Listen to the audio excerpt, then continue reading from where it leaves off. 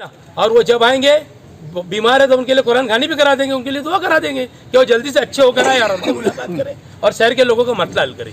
वो जब आएंगे, जब तक हमारा मुतालबा पूरा नहीं होगा हम ये यहाँ पर बैठने वाले हैं। हमने बोरिया बिस्तर घर से लेकर आया, हमने घर से बाल बच्चों से बीवी से माफ़ी मफवल करके आ गए कि अगर कोई भी हालात हमारे बिगड़े हम आए नहीं आए घर के ऊपर, बहरहाल हम आवाम के लिए हमारी कुर्बानी देने के चाह रहे। दिन निकले या दम निकले, दिन निकले या दम लेके काम जब तक के लेखी के अंदर परीक्षा होंगी नहीं, कमिश्नर जब तक पास होगा नहीं, जब तक हम यहाँ से उठने वाली नहीं।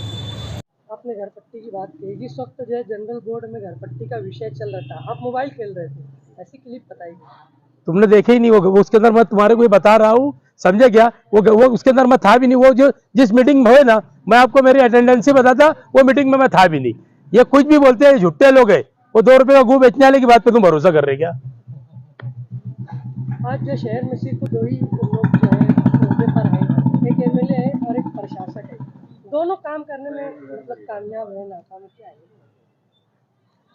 असल में दोनों की बात तो करने की अपने को बात नहीं। बात यह है कि 5 साल के अंदर जिन्होंने राज किया कारपोरेशन के ऊपर, एक एमएलए का काम अपना एक अलग होता है और मेयर का काम एक अलग होता है। अगर ये शहर की आवाम को अगर ये दोनों काम समझ जाए तो जिसकी उसकी जिम्मेदारी वो दे सकते। आप यहाँ पर है क्या घोड़े को भी गधा समझते और गधे को भी घोड़ा समझते, तो ये तो मैं तो उनको समझा नहीं सकता। 5 साल जिन्होंने राज किया कारपोरेशन के ऊपर, इन्होंने शहर का सत्यानाश किया। मेरा पूरा ब्लेम उनके ऊपर है। कोल्बो कंपनी को लाते नहीं। अभी आप लोगों को मैं फिर बोल रहा हूँ कि 112 रुपया एक घर के ऊपर अगर ये घर पट्टी पहुंचाएंगे तो 112 रुपया कारपोरेशन से लेने वाले। 1.5 करोड़ रुपये का ये भी घोटाला है अभी इनके सामने। 112 रुपये का ये क्यों? पहले कारकुन लोग पहुंचा देते थे, आज भी कारकुन पहुंचा सकता है। बहरहाल ये सब मिली जुली सरकार है। जो सत्ता में थे उन्होंने भी पैसे के अंदर बंदर बाट किया है, और जो कमिश्नर है ये तो इतना बड़ा चोर दिखा मेरे को, मैंने इससे बड़ा चोर तो देखा नहीं। मैं चोर को चोर कहूंगा, जैसे रियाल साहब बोलते थे चोर है, तो मैं भी बोलूंगा वैसे चोर। ये धरना नहीं है, ये मरण भरत है। यहाँ पर अन्न धान्य सोडून, यानी खाना बिल्कुल, खाना पानी बिल्कुल बंद करके खाना नहीं खाया जाएगा, कोई अनाज नहीं लेते हुए। मालेगांव शहर कांग्रेस पार्टी की जानिब से 6 लोग रेगुलर जो है मरण भरत के ऊपर बैठे हैं और मरण अपोजिशन के ऊपर बैठे हैं। हमारा पीछे हमने 17/7 को आयुक्त साहब को एक लेटर दिया था, और उसमें हमने मुतालबा ये किया था कि भाई 17/7 के बाद 1/8 को हम 1 अगस्त को मालेगांव कारपोरेशन के गेट के ऊपर धरना आंदोलन यानी अपोजिशन करने के लिए बैठ जाएगी। हमारे 6 मुतालबात के अंदर ये था कि मालेगांव शहर के अंदर महानगर पालिका की हद में जो नवी घर पट्टी इन्होंने बढ़ाए, ये हमको मंजूर नहीं है। इसके ऊपर मैंने उनको पीछे भी कहा था, इन्होंने मुझे टोंडी आश्वासन दिए थे कि मैं वो घर पट्टी वापस ले लूंगा। आज जिन्होंने 1 साल पहले, 6 महीना पहले, 2 साल पहले घर बनाया, उनको भी इन्होंने 5-5, 6-6 साल की घर पट्टी दे दी। मैंने उनसे कहा कि आप कौन से बेस के ऊपर इनको घर पट्टी दे रही? उन्होंने बांधकाम परमिशन, गुंटे वाली जगह है, कारपोरेशन बांधकाम परवानगी देती नहीं। वो अपना कच्चा मकान बनाकर, पतरे का मकान बोलो, पटरी का मकान बोलो, बनाकर अपना गरीब लोग अपना पुनर्वसन करते हैं। इन्होंने वो ना देखते हुए उसके लिए 5 साल 6 साल के लिए घर पट्टी इन्होंने नाफिज करके दे दी।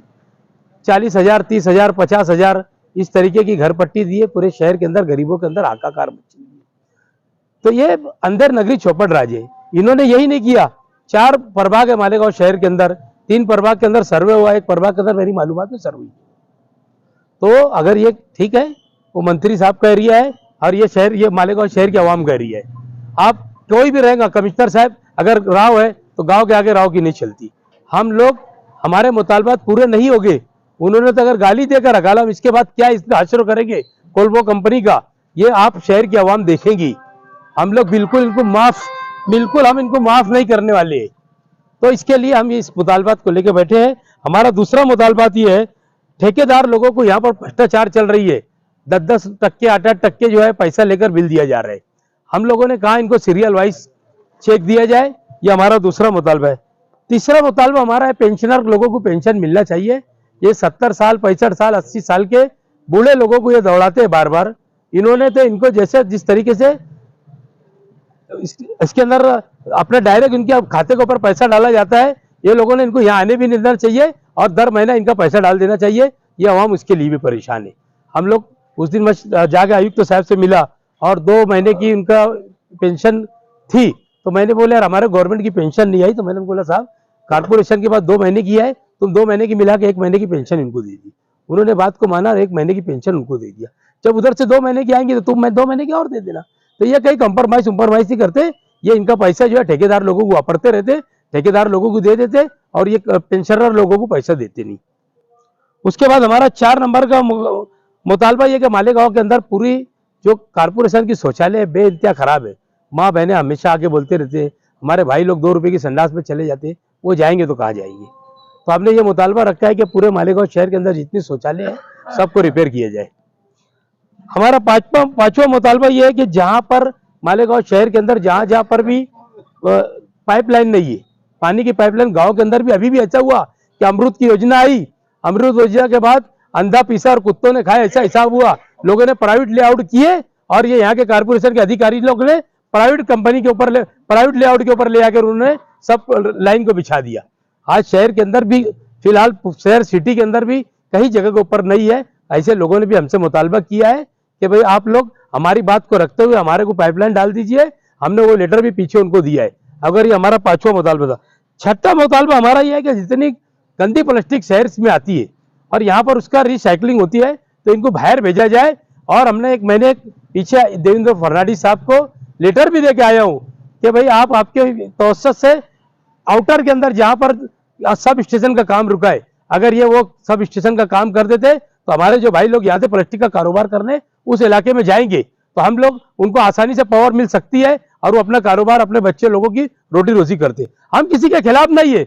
शहर इतनी गंदगी से भरा हुआ है, हमको गंदगी से भी पाक करना है, उनकी रोटी रोजी का भी ख्याल करना है। तो हम लोग ने भी एक मेमोरेंडम पीछे देवेंद्र फडणवीस साहब को देकर आया था, उनसे मुतालबा किया था सब स्टेशन का सब तैयार है, अगर वो काम चालू करवा देते फौरन तो साल 6 महीने में सब स्टेशन बन जाएगा और यहाँ के लोगों को रोजगार का एक बड़ा जरिया MIDC में मिल जाएगा।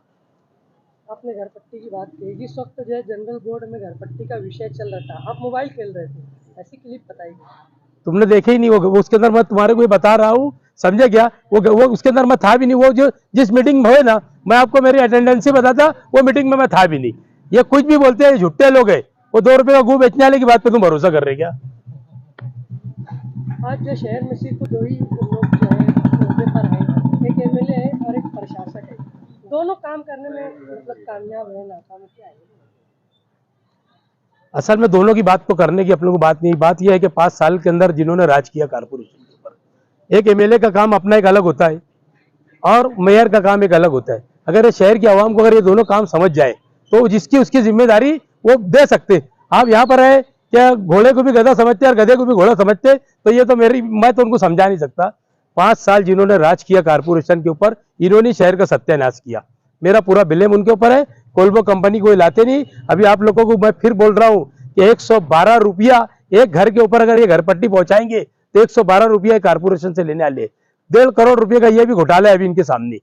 112 रुपये का ये क्यों? पहले कारकुन लोग पहुंचा देते थे, आज भी कारकुन पहुंचा सकता है। बहरहाल ये सब मिली जुली सरकार है। जो सत्ता में थे उन्होंने भी पैसे के अंदर बंदर बाट किया है और जो कमिश्नर है ये तो इतना बड़ा चोर दिखा मेरे को, मैंने इससे बड़ा चोर तो देखा नहीं। मैं चोर को चोर कहूंगा, जैसे रियाल साहब बोलते थे चोर है तो मैं भी बोलूंगा वैसे चोर है।